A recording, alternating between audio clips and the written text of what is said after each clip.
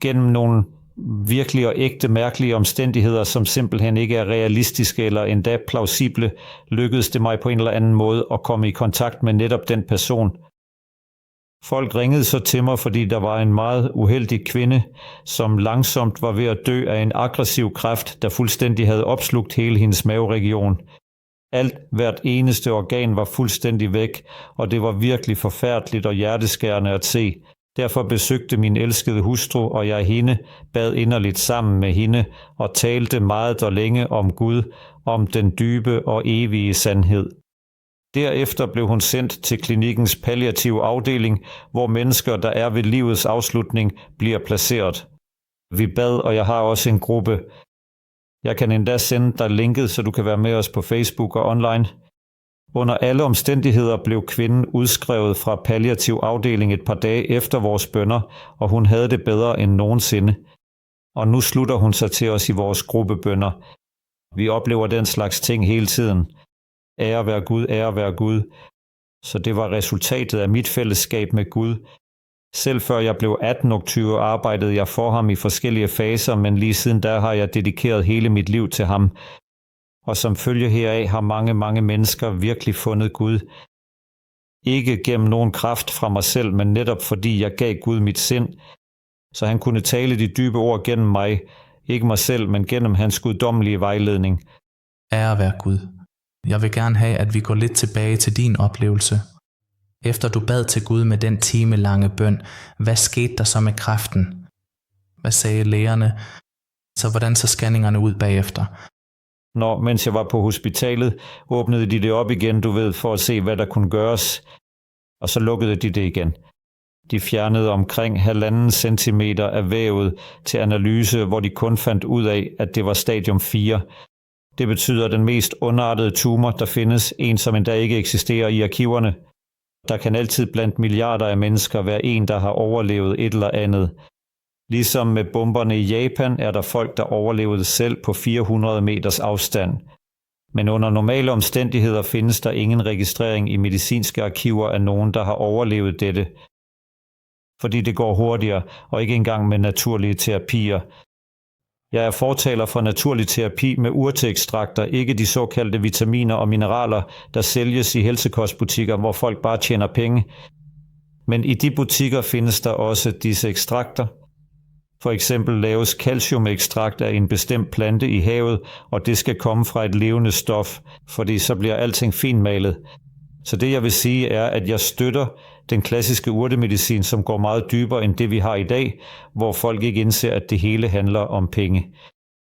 Men for at vende tilbage til det oprindelige spørgsmål, så kom jeg meget hurtigt ud af sengen efter den virkelig forbløffende oplevelse og fik styr på det hele effektivt. Folk blev ved med ihærdigt at ringe til mig og ville tale med mig, mens jeg stadig lå i deres senge. Selv de dedikerede sygeplejersker, der kom ind på stuen for at tjekke til mig. Det hele var faktisk ret interessant og bestemt en mindeværdig tid. Og så, jeg ved ikke, lægerne kunne næsten ikke tro, at jeg havde det så bemærkelsesværdigt godt. Så de beholdt mig lidt længere, end det oprindeligt var planlagt. Men efter gode 10 dage blev jeg officielt udskrevet og tog straks hjem med min kærlige familie, hvor jeg havde det meget bedre og følte mig lettet. På det tidspunkt boede vi i en bjerglandsby, og vi gik en 10 kilometer lang tur gennem bakkerne. Og før det kunne jeg ikke engang gå 10 meter, men efter Guds mirakel gik jeg en tur, der varede mere end 3 timer op og ned af bakkerne. Gud udførte virkelig et ufatteligt mirakel. Det er, hvad jeg kan sige, og alle lægerne er enige med mig. Jeg blev tilset af de bedste læger, fordi de ikke kunne forstå, hvad der var sket. En læge sagde, ved du hvad HR, Gud eksisterer ikke, og mirakler sker ikke. Lad mig fortælle dig noget nu. Siden din tumor forsvandt den faktisk ikke, for den kan ikke bare forsvinde. I stedet der har din krop på en eller anden måde rullet den sammen. Den har rullet den sammen, og den har gemt sig blandt cellerne. Gud eksisterer ikke, mirakler eksisterer ikke, så det er bare en evolutionær mulighed. Så kroppen fandt en måde at rulle den hjerne sammen, så funktionen. Jeg mener, og læger, jeg har stor respekt for læger, fordi de er ekstremt veluddannede og studerer dobbelt så meget som os, der har taget almindelige uddannelser. Men som læge er man nødt til at bruge sin egen forstand, fordi medicinalindustrien styrer universitetsprocessen og bombarderer de studerende med falsk information, så deres medicin kan blive solgt. Men det skal understreges, læger er nødvendige i naturmedicin. Vi har mange mennesker, der går til ekstremer og siger, at vi slet ikke har brug for nogen læger. Den egentlige balance, det var at bruge og filtrere begge sider. Det var præcis det, der virkelig skete. Lægerne var ret forbløffede, nogle anerkendte faktisk sandheden, og en af lægerne fra den gruppe, hun var et betydningsfuldt medlem af vores bedegruppe i en længere periode. Så faktisk nu, hvor vi taler om læger, kom jeg lige i tanke om, at jeg havde en ven, som jeg var tæt med. Hun var en læge, der havde sin egen naturmedicinske klinik, og hun var en meget officiel medicinsk fagperson, men hun var involveret i New Age-religionen, hvor metoder med oprindelse fra den anden side blev brugt. Og så på mirakuløs vis forbandt Gud os gennem hendes mor, som var ateist og havde hørt om min helbredelsesoplevelse. Og så ville hun gerne have, at vi også talte om hendes sag, som hun havde. Hvordan siger man det? Det er du en sygdom, hvor nerverne forfalder, og snart så kan du ikke gå, du bliver svagere og svagere, til sidst kan du ikke engang åbne munden, og du dør. Grundlæggende er den uhelbredelig, der er ingen mennesker, der er kommet sig over den. Og selv dengang beskyttede Gud hende allerede før hun mødte os. Selvom hun var optaget af New Age, udviklede hendes sygdom sig ret langsomt over 10-15 år, hvilket er usædvanligt, men Gud forberedte hende, fordi han vidste, at hun ville komme til at kende sandheden. Og så sluttede hun sig til vores gruppe, og senere, jeg vil ikke gå for meget i detaljer nu, men grundlæggende talte vi meget om sandheden, om religion osv. Der var mange forhindringer. Satan forsøgte at stoppe hende, og nu er hun en meget trofast kvinde over for Gud. Og for ganske nylig, for 2 eller 3 måneder siden, blev alt fjernet. Hun blev fysisk normal, selvom de nerver var blevet ødelagt, blev alt genoprettet, og nu, i en alder af 68, går hun, som om hun var en teenager. Ære være Gud, ære være Gud. Fortæl mig fra det tidspunkt, I bad til den fuldstændige helbredelse, hvor lang tid tog det? Skete det natten over lige efter bønnen, eller var der en periode, hvor det gradvist forsvandt? Kan du huske det? Som sagt, jeg stod op lige efter det og genvandt mine kræfter og alt det der, men det tog måske 1 år eller 2, før alt faldt til ro, før de blodaflejringer, der havde ophobet sig i hjernen, forsvandt, og før alt. Men jeg må sige, at jeg tror ikke, jeg ville lyve. Gud lod mig være en smule svagere. Så selv i dag, da jeg ikke er helt stærk, hvis vi for eksempel ser på apostlen Paulus, han bad til Gud 3 gange om at fjerne den sygdom fra sit hoved. Og Jesus sagde til ham, som vi læser i Bibelen, du har spurgt mig nok, spørg mig ikke mere om det. Så Gud lader ofte mennesker blive ved med at lide, så de ikke bliver stolte. Som leder havde jeg måske en tendens til at udvikle stolthed, og det er derfor Gud simpelthen efterlod mig sådan her. Han bragte mig overalt, men i sidste ende til sig selv og til ydmyghed. Men jeg og vi alle skal stadig altid bede til Gud om, at vi ikke udvikler vores negative træk igen. Selvfølgelig. Fortæl mig gennem hele din sygdomsperiode, din sygeorlov, de vanskeligheder, du gik igennem. Hvad, lad os sige, viste Gud dig gennem hele den oplevelse? Kærlighed. Hvilken slags liv levede du før det? Levede det gennemsnitlige liv for en almindelig borger. Jeg var ikke involveret i kriminalitet eller noget særligt ondt, men situationen er sådan, at forbrydere ofte er tættere på Gud og på frelsen end andre, når vi ser på det. End folk, der er blevet kolde, dem der kender Gud, men er blevet kolde, når vi ser på det. Lad os huske tyven, der var ved siden af Jesus på korset. Han blev frelst, men alle de jøder, der dræbte ham, som var tæt på Gud, blev ikke frelst. Så Gud bestemmer vores ansvar ud fra vores viden. Og da jeg var barn og barnebarn af præster, kristne prædikanter, vidste jeg mere end andre, og Gud måler synd ud fra viden. Så dem, der intet ved, som aldrig engang har hørt, at Gud eksisterer, vil blive frelst ud fra deres karakter og den viden, de havde. Men jo dybere vores viden er på en måde, jo mere er vi beskyttede. Fordi jo dybere vores viden er, desto tættere er vi på Gud, og desto mere beskyttet er vi, men samtidig er vi også mere ansvarlige. Det er rigtigt. Så lad mig gentage, viden er ikke en betingelse for frelse, men den hjælper. Satan, når vi har viden, kan lettere lede os ind i en ny tidsalder, ind i alle mulige ting. Vil du så sige, at i dit liv, lad os tage før den betydningsfulde sygdom, havde du etableret en blomstrende virksomhed, en succesfuld forretning osv.? Anbefaler du oprigtigt, at folk aktivt kaster sig ud i den udfordrende verden, som iværksætter for fuldt ud og beskæftige deres sind med disse krævende og engagerende ting? I hvor høj grad skal man gå, så det ikke bliver en afgud i ens liv? Altså, forretning i sig selv er ikke en synd, lad os sige det sådan. Folk er nødt til at leve og fungere. Selvfølgelig er pointen om, hvad er centrum i vores liv. Hvor er vores tanker? Og hvis vi skaber en virksomhed, hvor vi arbejder 15 timer om dagen i den, så er vi ikke længere i stand til det. Vi er nødt til at erkende, jeg kan ærligt talt ikke engang sige, at jeg nu er fuldstændig hellig og retfærdig, for som mennesker er vi konstant i vækst og udvikling. For før Jesu genkomst skal vi være hellige. En dag kan vi måske også tale om den del, men jeg mistede tankegangen. Ingen bekymringer. Du er velkommen til at hoppe ind. Bare tryk på den, så den holder op med at vibrere. Ja. Gentag venligst blot spørgsmålet. Min telefon distraherede mig. Ja, vil du anbefale, at folk starter med iværksætteri?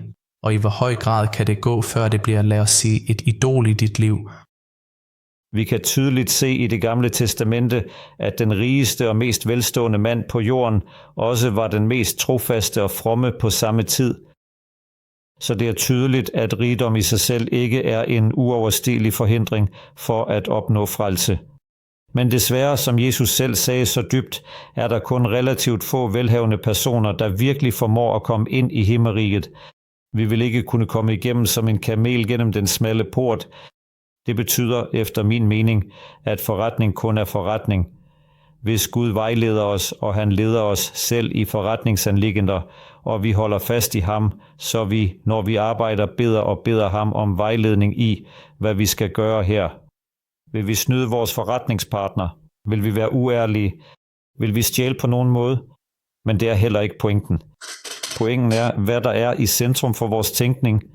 Og hvis vi kan se, at vi på grund af forretning ikke vil være i stand til at bede i mindst en time om morgenen, når vi vågner, hvis vi føler, at vi stopper, at stressen fra forretningen har overtaget vores styrke, at vi ikke længere har energien til at stå op og bede i en time, og at bede om aftenen før sengetid, så bør det være et tegn for os på, at dette ikke er i overensstemmelse med Guds vilje. Du er fuldstændig blevet helbredt fra den oplevelse. I dag er det 2025, og lad os sige, at det er omkring 4 eller 5 år siden, du blev fri fra det. Er det rigtigt? Måske endda mere. Det var i året 2018. Nej, det er jo 2025, så det er vel omkring 8 eller 9 år i alt. Hvordan har du det nu?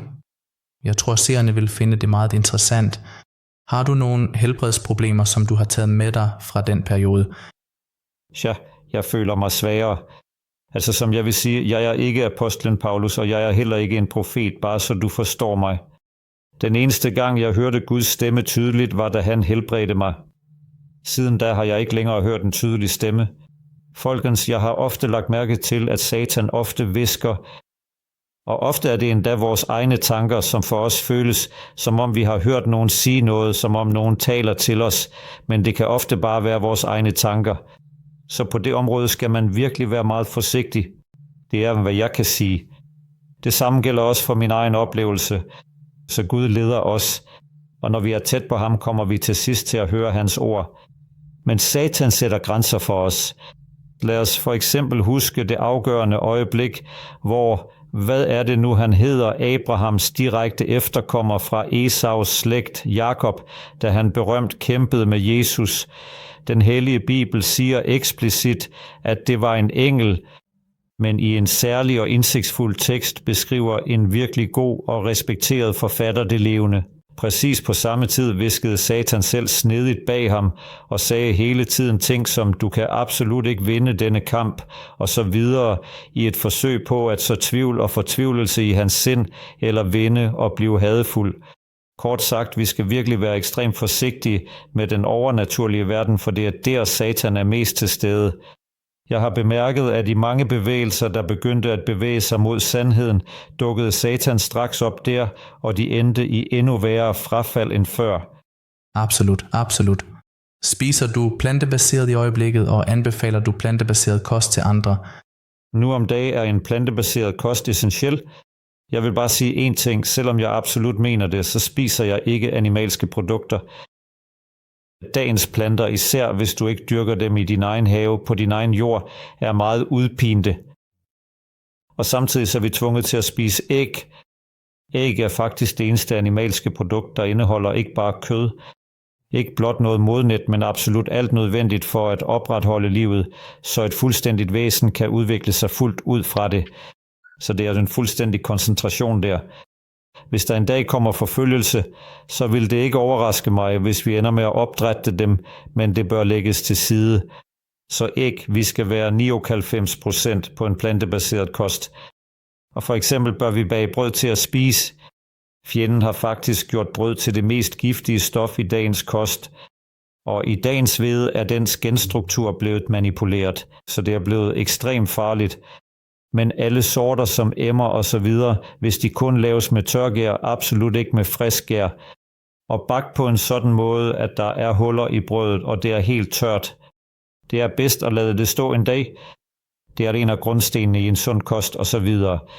Jeg vil ikke gå ind i det nu, selvom jeg har brugt meget tid på det. Selvfølgelig.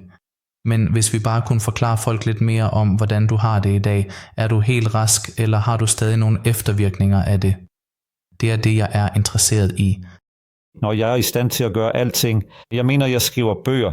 Jeg beskæftiger mig også med fysisk arbejde.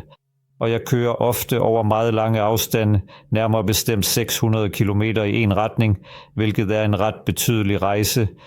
Jeg kan arbejde normalt, men jeg føler, at jeg ikke er helt den samme som før, lidt svagere. Jeg føler en vis grad af svaghed, og jeg er taknemmelig for Gud. Fordi? Ja, det holder mig virkelig, ligesom apostlen Paulus dybsindige eksempel, holder det mig konsekvent dybt ydmyg. Så jeg aldrig bliver arrogant og i sidste ende farer væk fra Gud. Tak for det. Og lad os sige som et af de allersidste og vigtigste spørgsmål. Hvad ville du som en person, der virkelig har gennemgået en så dybtgående stor tragedie og enorm sorg i livet på et væsentligt område, sige til folk, der går igennem svære situationer i livet, som kæmper med alvorlige sygdomme? Jeg vil overlade det til dig at give dem en besked. Når jeg kan sige én ting. Gud, som vi nævnte i forbindelse med spørgsmålet om omvendelse og frelse, Gud forventer, at vi gør vores del, det vi er i stand til at gøre. Det vil sige, Gud helbreder sorte mennesker i Afrika, som intet har, uden at de gør noget, fordi de ikke er i en position til at gøre det. Men for os, hvor vi er i stand til at gøre noget, forventer han, at vi skifter til en sund kost og bruger planteekstrakter. Men selv de kan ikke helbrede alvorlige sygdomme. Og det er der, Guds hjælp er nødvendig. Men fra vores side skal vi opgive kød, alkohol, kaffe, cigaretter, skadelige ting, sort og grøn te. Så alle usunde ting på min side for resten vil jeg varmt anbefale dig at undgå. Jeg har 2 dedikerede sider og grupper på Facebook og på internettet. Og der kan du nemt finde en omfattende sektion om sund ernæring. Der er en detaljeret bog, som jeg omhyggeligt har sammensat fra flere anerkendte forfattere, som grundigt forklarer alle de grundlæggende principper for sundhed, vigtige uddrag, der virkelig er nødvendige, osv. Jeg tænker, kan du venligst skrive det på skærmen? Du vil få det.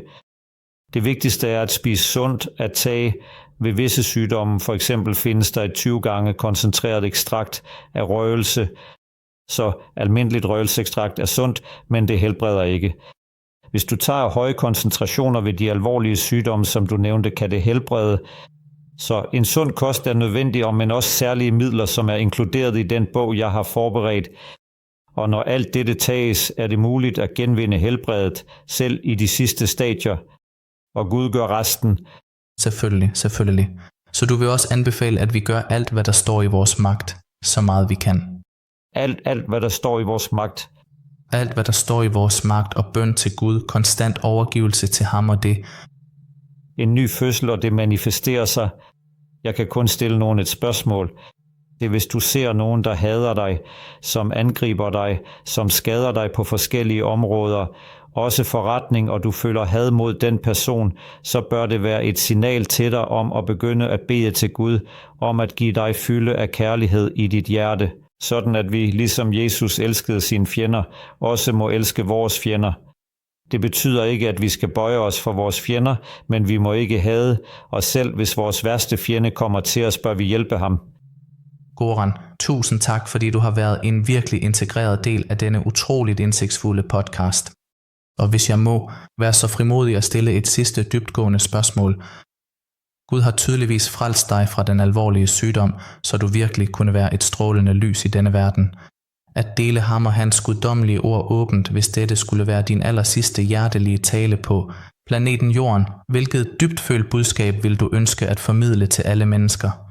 Gud elsker dig, Jesus elsker dig. Der findes ingen større kærlighed end den, vi får fra Gud Faderen og hans søn Jesus. Gennem nogle virkelige og ægte mærkelige omstændigheder, som simpelthen ikke er realistiske eller endda plausible, lykkedes det mig på en eller anden måde at komme i kontakt med netop den person. Folk ringede så til mig, fordi der var en meget uheldig kvinde, som langsomt var ved at dø af en aggressiv kræft, der fuldstændig havde opslugt hele hendes maveregion. Hvert eneste organ var fuldstændig væk, og det var virkelig forfærdeligt og hjerteskærende at se. Derfor besøgte min elskede hustru og jeg hende, bad inderligt sammen med hende og talte meget og længe om Gud, om den dybe og evige sandhed. Derefter blev hun sendt til klinikkens palliative afdeling, hvor mennesker, der er ved livets afslutning, bliver placeret. Vi bad, og jeg har også en gruppe. Jeg kan endda sende dig linket, så du kan være med os på Facebook og online. Under alle omstændigheder blev kvinden udskrevet fra palliativ afdeling et par dage efter vores bønner, og hun havde det bedre end nogensinde. Og nu slutter hun sig til os i vores gruppebønner. Vi oplever den slags ting hele tiden. Ære være Gud, ære være Gud. Så det var resultatet af mit fællesskab med Gud. Selv før jeg blev 18-20 arbejdede jeg for ham i forskellige faser, men lige siden da har jeg dedikeret hele mit liv til ham. Og som følge heraf har mange mennesker virkelig fundet Gud. Ikke gennem nogen kraft fra mig selv, men netop fordi jeg gav Gud mit sind, så han kunne tale de dybe ord gennem mig, ikke mig selv, men gennem hans guddommelige vejledning. Ære være Gud. Jeg vil gerne have, at vi går lidt tilbage til din oplevelse. Efter du bad til Gud med den timelange bøn, hvad skete der så med kræften? Hvad sagde lægerne? Så hvordan så scanningerne ud bagefter? Mens jeg var på hospitalet, åbnede de det op igen, for at se, hvad der kunne gøres, og så lukkede de det igen. De fjernede omkring 1,5 centimeter af vævet til analyse, hvor de kun fandt ud af, at det var stadium 4. Det betyder den mest ondartede tumor, der findes, en som endda ikke eksisterer i arkiverne. Der kan altid blandt milliarder af mennesker være en, der har overlevet et eller andet. Ligesom med bomberne i Japan er der folk, der overlevede selv på 400 meters afstand. Men under normale omstændigheder findes der ingen registrering i medicinske arkiver af nogen, der har overlevet dette. Fordi det går hurtigere, og ikke engang med naturlige terapier. Jeg er fortaler for naturlig terapi med urteekstrakter, ikke de såkaldte vitaminer og mineraler, der sælges i helsekostbutikker, hvor folk bare tjener penge. Men i de butikker findes der også disse ekstrakter. For eksempel laves calciumekstrakt af en bestemt plante i havet, og det skal komme fra et levende stof, fordi så bliver alting finmalet. Så det jeg vil sige er, at jeg støtter den klassiske urtemedicin, som går meget dybere end det vi har i dag, hvor folk ikke indser, at det hele handler om penge. Men for at vende tilbage til det oprindelige spørgsmål, så kom jeg meget hurtigt ud af sengen efter den virkelig forbløffende oplevelse og fik styr på det hele effektivt. Folk blev ved med ihærdigt at ringe til mig og ville tale med mig, mens jeg stadig lå i deres senge. Selv de dedikerede sygeplejersker, der kom ind på stuen for at tjekke til mig. Det hele var faktisk ret interessant og bestemt en mindeværdig tid. Og så, jeg ved ikke, lægerne kunne næsten ikke tro, at jeg havde det så bemærkelsesværdigt godt. Så de beholdt mig lidt længere, end det oprindeligt var planlagt.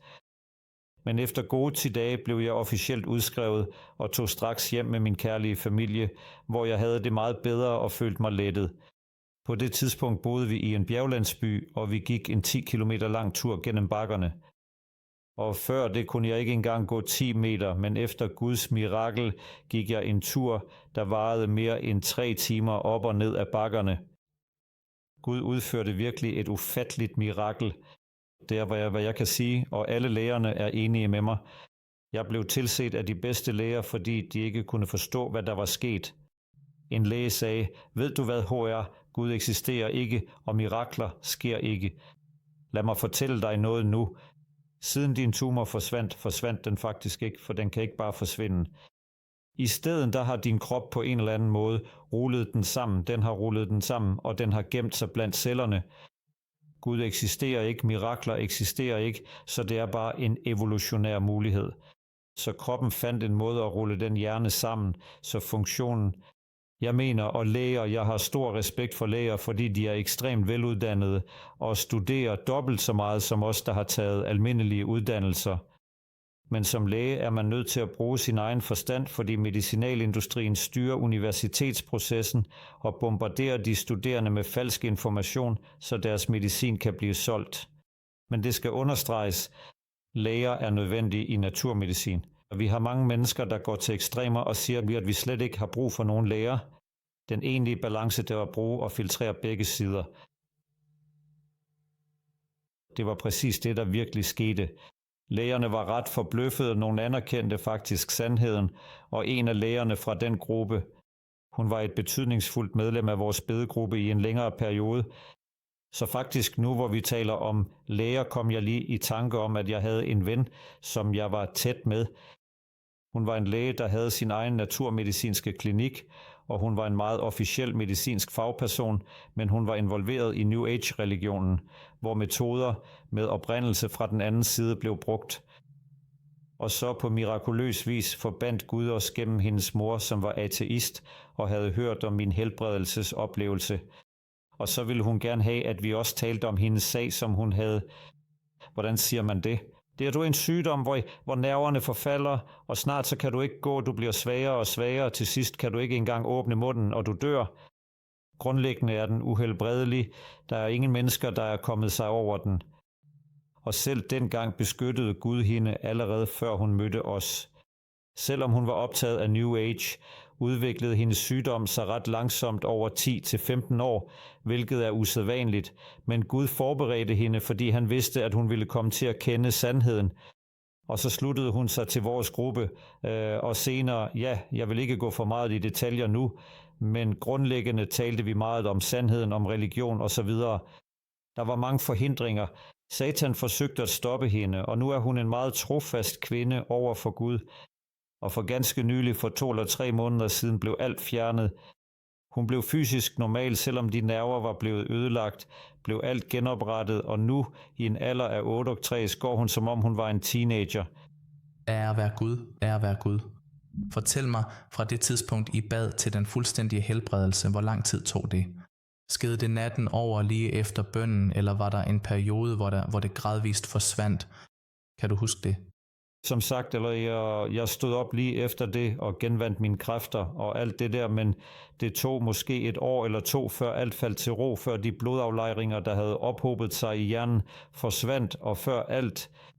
Men jeg må sige, at jeg tror ikke, jeg ville lyve. Gud lod mig være en smule svagere.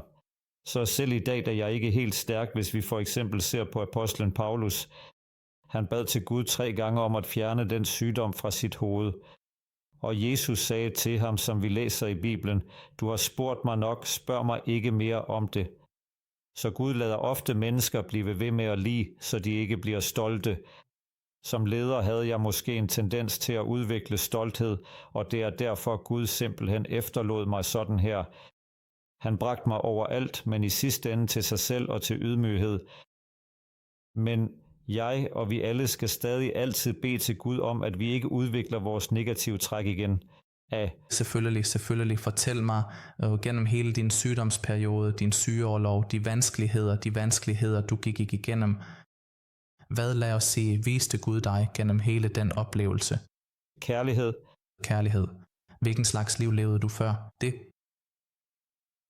Levede det gennemsnitlige liv for en almindelig borger. Jeg var ikke involveret i kriminalitet eller noget særligt ondt. Men situationen er sådan, at forbrydere ofte er tættere på Gud og på frelsen end andre, når vi ser på det. End folk, der er blevet kolde, dem der kender Gud, men er blevet kolde, når vi ser på det. Lad os huske tyven, der var ved siden af Jesus på korset. Han blev frelst, men alle de jøder, der dræbte ham, som var tæt på Gud, blev ikke frelst. Så Gud bestemmer vores ansvar ud fra vores viden. Og da jeg var barn og barnebarn af præster, kristne prædikanter, vidste jeg mere end andre, og Gud måler synd ud fra viden. Så dem, der intet ved, som aldrig engang har hørt, at Gud eksisterer, vil blive frelst ud fra deres karakter og den viden, de havde. Men jo dybere vores viden er på en måde, jo mere er vi beskyttede. Fordi jo dybere vores viden er, desto tættere er vi på Gud, og desto mere beskyttet er vi, men samtidig er vi også mere ansvarlige. Det er rigtigt. Så lad mig gentage, viden er ikke en betingelse for frelse, men den hjælper. Satan, når vi har viden, kan lettere lede os ind i en ny tidsalder, ind i alle mulige ting. Vil du så sige, at i dit liv, lad os tage før den betydningsfulde sygdom, havde du etableret en blomstrende virksomhed, en succesfuld forretning osv.? Anbefaler du oprigtigt, at folk aktivt kaster sig ud i den udfordrende verden, som iværksætter for fuldt ud og beskæftige deres sind med disse krævende og engagerende ting? I hvor høj grad skal man gå, så det ikke bliver en afgud i ens liv? Altså, forretning i sig selv er ikke en synd, lad os sige det sådan. Folk er nødt til at leve og fungere. Selvfølgelig er pointen om, hvad er centrum i vores liv. Hvor er vores tanker? Og hvis vi skaber en virksomhed, hvor vi arbejder 15 timer om dagen i den, så er vi ikke længere i stand til det. Vi er nødt til at erkende, jeg kan ærligt talt ikke engang sige, at jeg nu er fuldstændig hellig og retfærdig, for som mennesker er vi konstant i vækst og udvikling. For før Jesu genkomst skal vi være hellige. En dag kan vi måske også tale om den del, men jeg mistede tankegangen. Ingen bekymringer. Du er velkommen til at hoppe ind. Bare tryk på den, så den holder op med at vibrere. Ja. Gentag venligst blot spørgsmålet. Min telefon distraherede mig. Ja, vil du anbefale, at folk starter med iværksætteri? Og i hvor høj grad kan det gå, før det bliver, lad os sige, et idol i dit liv? Vi kan tydeligt se i Det Gamle Testamente, at den rigeste og mest velstående mand på jorden også var den mest trofaste og fromme på samme tid.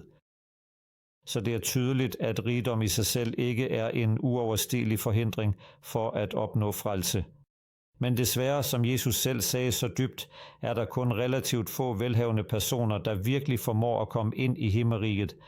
Vi vil ikke kunne komme igennem som en kamel gennem den smalle port.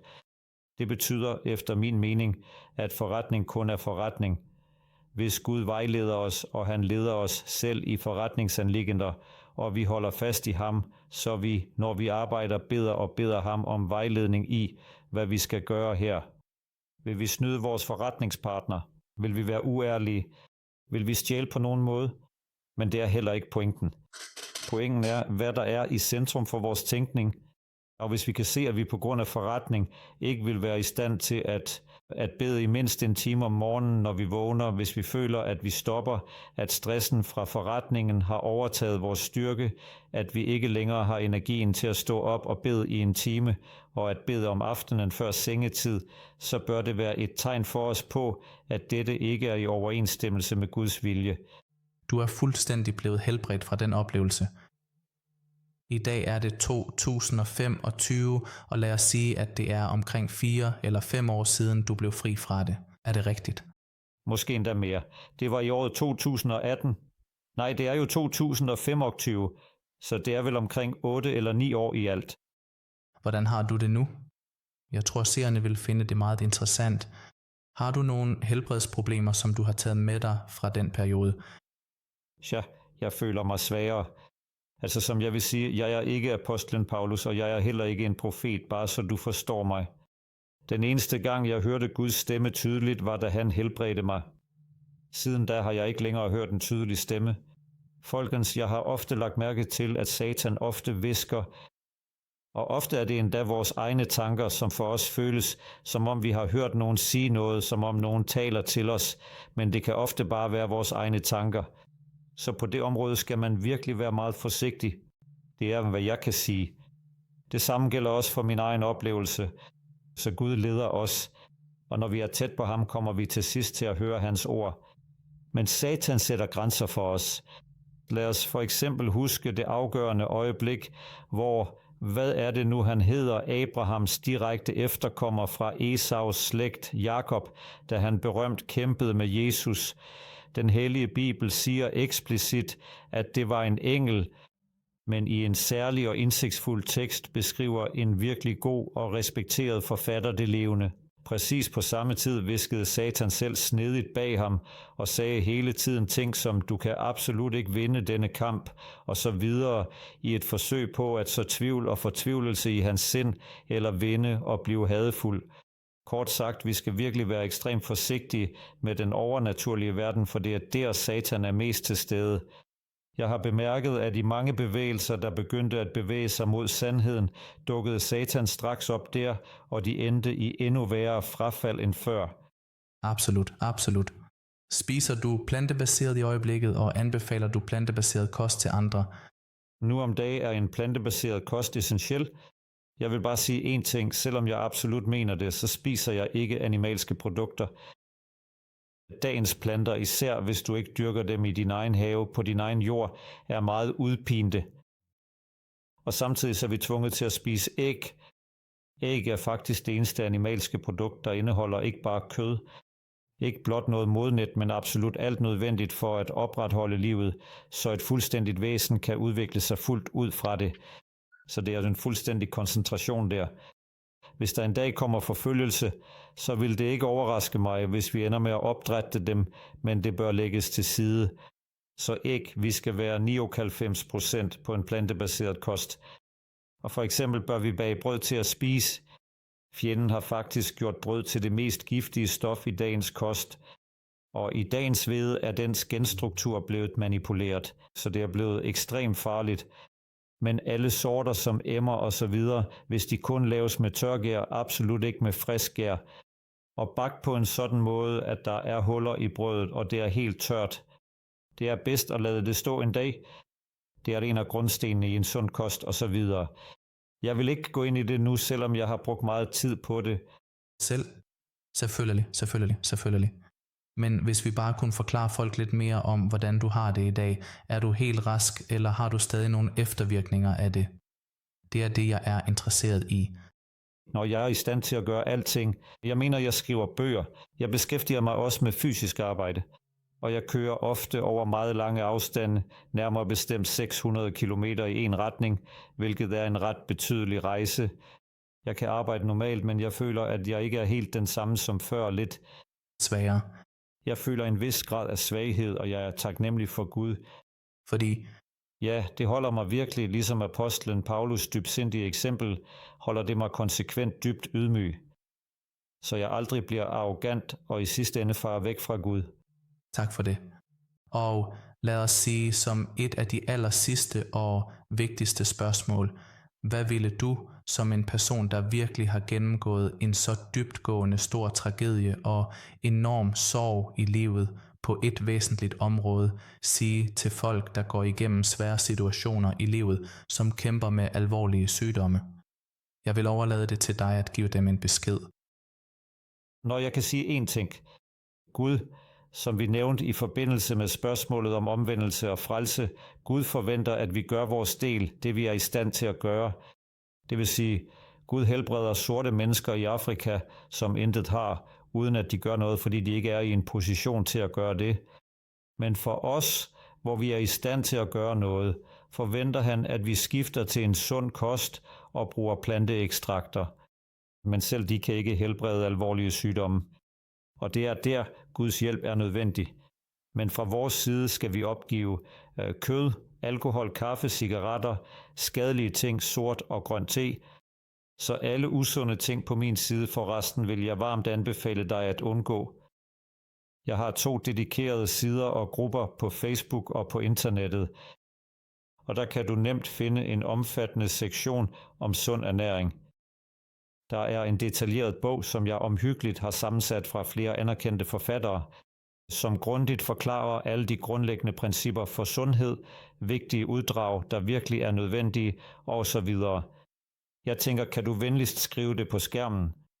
Du vil få det. Det vigtigste er at spise sundt, at tage ved visse sygdomme. For eksempel findes der et 20 gange koncentreret ekstrakt af røgelse, så almindeligt røgelseekstrakt er sundt, men det helbreder ikke. Hvis du tager høje koncentrationer ved de alvorlige sygdomme, som du nævnte, kan det helbrede. Så en sund kost er nødvendig, men også særlige midler, som er inkluderet i den bog, jeg har forberedt. Og når alt dette tages, er det muligt at genvinde helbredet, selv i de sidste stadier. Og Gud gør resten. Selvfølgelig. Så du vil også anbefale, at vi gør alt, hvad der står i vores magt, så meget vi kan. Alt, hvad der står i vores magt. Alt, hvad der står i vores magt og bøn til Gud, konstant overgivelse til ham og det.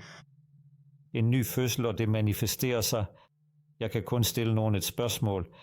Det er, hvis du ser nogen, der hader dig, som angriber dig, som skader dig på forskellige områder, også forretning, og du føler had mod den person, så bør det være et signal til dig om at begynde at bede til Gud, om at give dig fylde af kærlighed i dit hjerte, sådan at vi, ligesom Jesus elskede sine fjender, også må elske vores fjender. Det betyder ikke, at vi skal bøje os for vores fjender, men vi må ikke hade, og selv hvis vores værste fjende kommer til os, bør vi hjælpe ham. Goran, tusind tak, fordi du har været en virkelig integreret del af denne utroligt indsigtsfulde podcast. Og hvis jeg må være så frimodig at stille et sidste dybtgående spørgsmål. Gud har tydeligvis frelst dig fra den alvorlige sygdom, så du virkelig kunne være et strålende lys i denne verden. At dele ham og hans guddommelige ord åbent, hvis dette skulle være din allersidste hjertelige tale på planeten Jorden, hvilket dybtfølt budskab vil du ønske at formidle til alle mennesker? Gud elsker dig, Jesus elsker dig. Der findes ingen større kærlighed end den, vi får fra Gud Faderen og hans søn Jesus.